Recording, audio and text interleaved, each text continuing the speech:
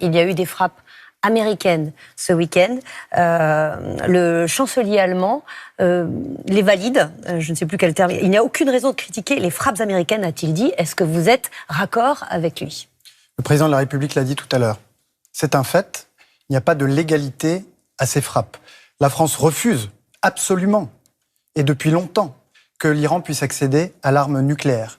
Mais les frappes détruisent, elles peuvent retarder, mais en aucun cas elles peuvent empêcher que ces capacités nucléaires puissent être reconstruites un jour. Alors est-ce que la France les condamne ? C'est donc par la négociation, que nous parviendrons durablement à écarter cette menace existentielle pour Israël, pour la région et pour nous-mêmes du nucléaire iranien. Mais vous les condamnez ou pas, les frappes américaines ? Nous ne les avons ni soutenues, ni condamnées.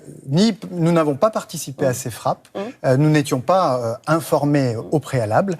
Et je vous l'ai dit, elles n'ont pas de légalité. Et s'ils recommencent, s'ils frappent de nouveau, si les Américains frappent de nouveau les sites nucléaires iraniens, est-ce que vous les condamnerez ? Je vous l'ai dit, nous appelons à l'arrêt des frappes, au retour à la négociation. Parce que seule la négociation nous prémunira durablement contre les risques existentiels soulevés par le nucléaire iranien. Nous l'avons démontré il y a 10 ans, lorsque la France, avec l'Allemagne, avec le Royaume-Uni, ont négocié un accord qui a permis de réduire à la portion congrue ce programme nucléaire iranien.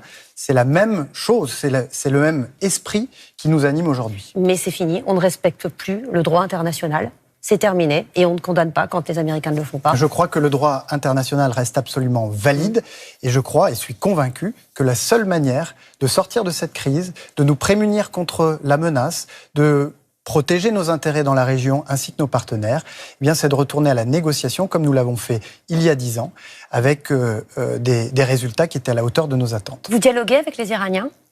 Je vous l'ai dit, j'étais tout à l'heure au téléphone avec le ministre iranien pour traiter du cas de Cécile Kohler et de Jacques Paris, dont nous sommes très préoccupés de la sécurité.